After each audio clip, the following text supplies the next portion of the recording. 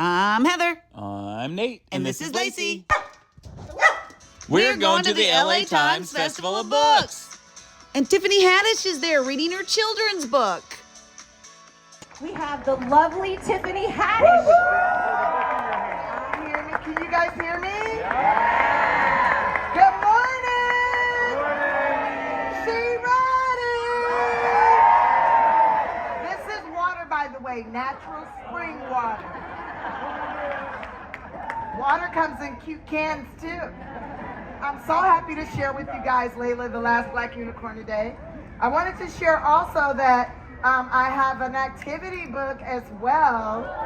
Yes, where you can make Leila come to life. It's also a part of an app that I'm a co-owner in, because you know I'm an entrepreneur and a businesswoman. And it's an app called Experience Books, and with that app you can like actually experience the overlooked woods and be at Leila's house and in the forest, at Unicornia, all these cool places. So you got to check this out. It's really good. It's kind of like, to me, it's like Pokemon Go, except you don't got to go to no places. Even the kids want to come up close to the stage. I just see a bunch of parents. If you want to come up close to the stage and sit right here in the grass, you can. I love to share with you guys. But parents, keep an eye on your kid, okay? If you know your kid is the type of kid that like to run around, you might want to come sit on the grass with your child, or just sit with your child in the chair, okay? Thank you. You the best. You the best. This would be me as a first grade teacher. You need to come to class with your kid, please. I'm going to need your help in teaching your child. Leila, the Last Black Unicorn.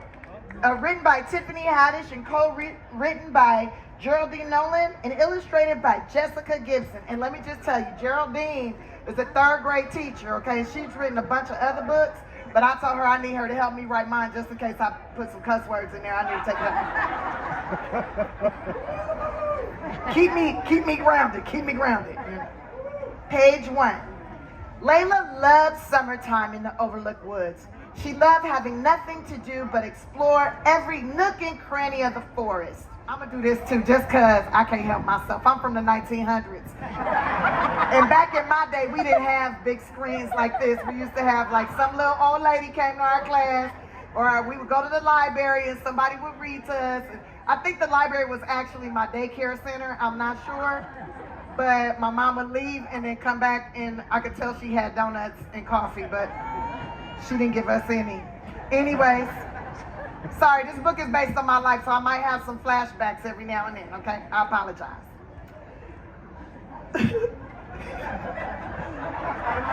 Along with her friends, Gwendolyn Goblin, Olivia Ferry, and Cecilia Cat, Leila would spend her days searching the highest branches of the Munson trees for the sweetest hanging fruit, chasing sprites until she was too tired to move, and explored every twist and turn in the Melvin's Minotaur's maze. But at this summer's end, things were different. As soon as the first leaf fell, Leila knew it was time to start going to school. Ooh, time to go to school.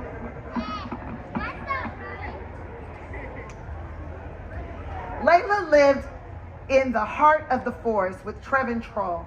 Trevin had watched over her and cared for her since Leila was barely old enough to trot on her own.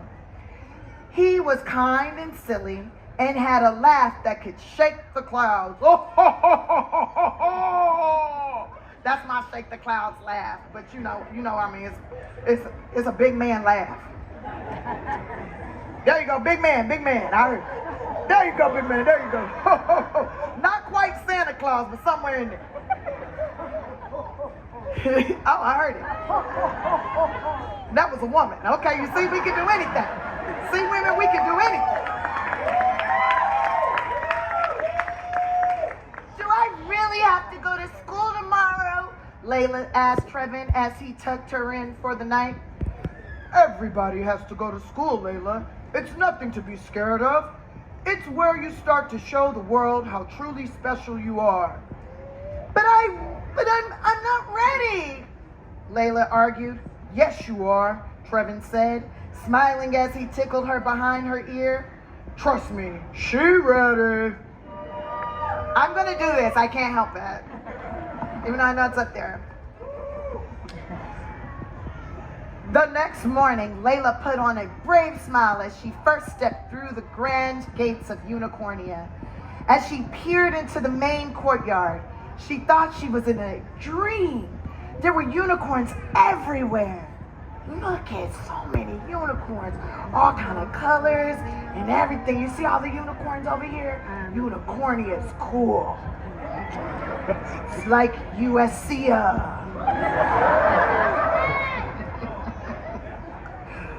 On the blacktop, a group of unicorns were playing hornball while they waited for the first bell to ring. That's a twofer, Peachy Pink, a blue unicorn said. No way, Babsy, a rose-colored unicorn shouted back. It's totally missed, so it's a dunkster. You lose a turn.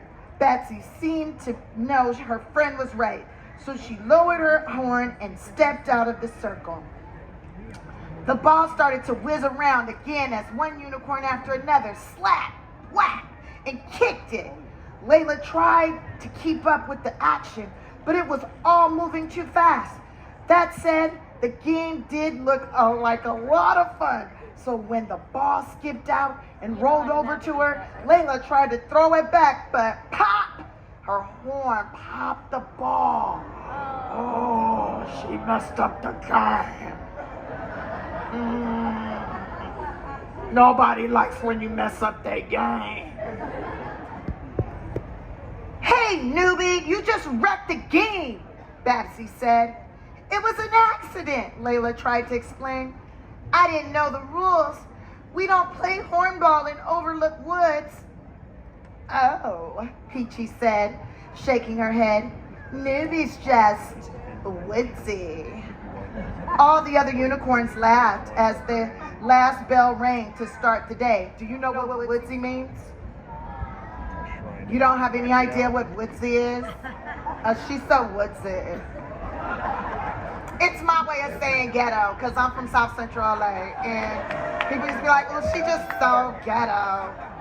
So that's my way of saying ghetto, woodsy. Thank you. Are you single?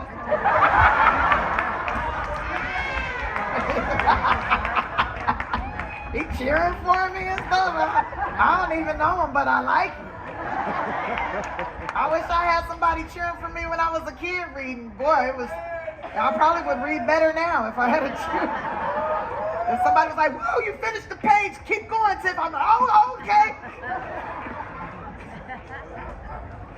Unfortunately for Leila, things did not get much better from there. She lost her way on the way to homeroom, had no one to eat lunch with, and sat in someone's chewing gum during recess.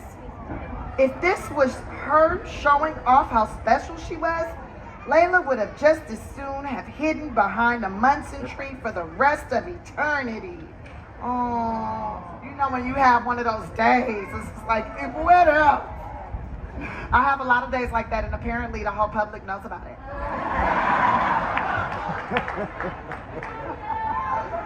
But you just keep going. But she knew she had to go back again the next day, and she was determined to find a way to fit in. Leila asked her friend Olivia Ferry to do her mane, so it was awesome all over.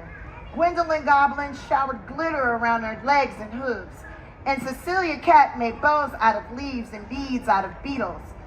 Now, she ready, Leila sang as she danced a little. She ready, she ready, she ready. Yeah, she ready. But when Leila stepped off the bus the next morning, Babsy Baby Blue took one look at her and said, oh my, bows and beads and bangles and glitter? This girl is so very woodsy. Haters, haters, haters. You know why people say things that are mean sometimes? It's because they don't understand you. They don't understand, so they say mean things. They don't understand why she got all this glitter and stuff, so they pointing at her, they talking mess. But they gonna learn, they gonna learn. By the third day, Leila didn't want to go back to school at all. Finally, Trevin knocked on the bedroom door. You going to be late, Leila? I'm not going, Leila shouted back. I hate unicornia. Everyone there calls me Woodsy. Woodsy? Then Trevin laughed that honking laugh of his. If I had an ingot for every time someone called me Woodsy, I'd be one rich troll. Leila buried her head further under her pillow. They just don't understand how special you are yet, Leila. Just be ready and I promise your time to shine will come. Later, sorry, I'm a little confused here. My eyes are moving all over the place. Later, at the bus stop, Leila imagined having Trevin on her shoulder, Gwendolyn Goblin on the other, and placed Olivia and Cecilia in her heart. No matter how mean the other unicorns were, no one could take away what she had inside. And remember that, guys, whatever's inside your heart, nobody can take that unless you let them take it. Nobody can really hurt you unless you let them hurt you. At least with their words. At least with words. I know that. You don't have to believe everything everybody tells you. I know I don't. That day, Mrs. Caramson arranged a walking field trip into the fiddly deep forest. Mrs. Caramson partnered up with Leila as they wandered into the woods, but she was so busy looking at her compass, cantering along, talking about the beauties of the world around them that, something happened. What happened? What happened? She didn't notice there were large patches of devil's shoestrings and ouchy-wouchy shrubs right in front of her.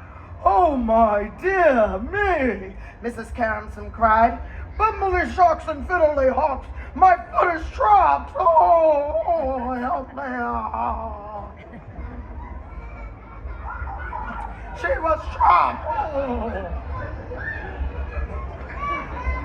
It's the shrubs, Mrs. Caramson, Leila said, running over to the whispering willow tree. I know how to get it to let go. Leila gave a branch to each unicorn. Now do what I do, she told the class. Tickle the ouchy-wouchy shrubs. Tickle the plants, Babsy explained. Seriously? It's the only way. Nothing can hurt you while it's laughing. At least that's what I did back in the 1900s. It kept me from getting beat up, okay? And it used to give, kids used to give me extra lunch tickets if I made them laugh. I was very nutrified.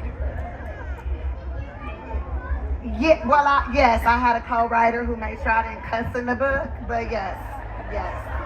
This is based off of my existence, young man. This is about the 1900s, but in a more magical way.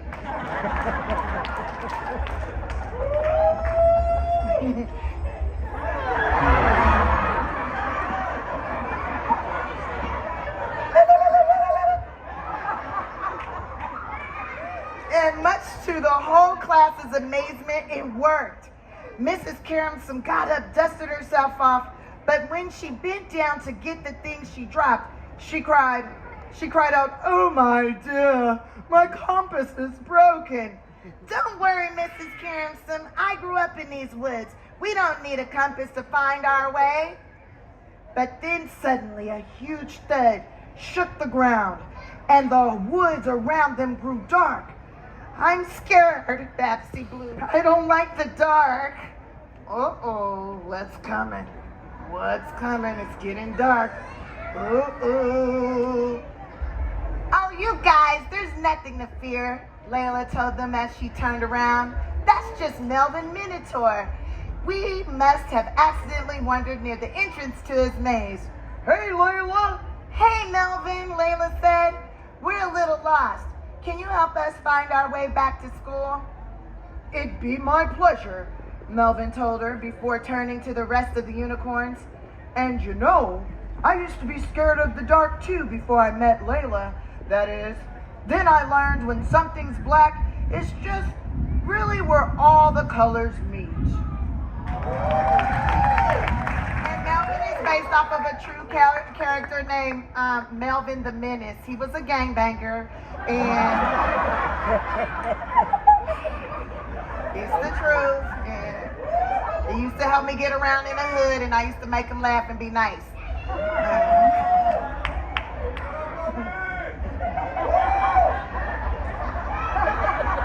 You're gonna end up taking me to dinner, sir. Keep on. When they got back to school, Miss Tulip, the principal, was waiting for them. Leila, you're a hero, she exclaimed.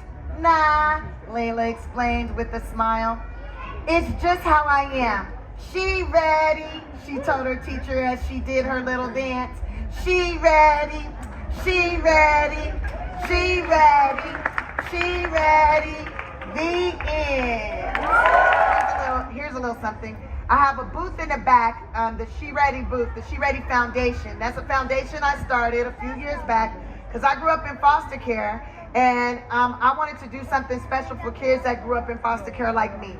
So I started my foundation, and we've been doing that now for the last 7 years, giving out suitcases.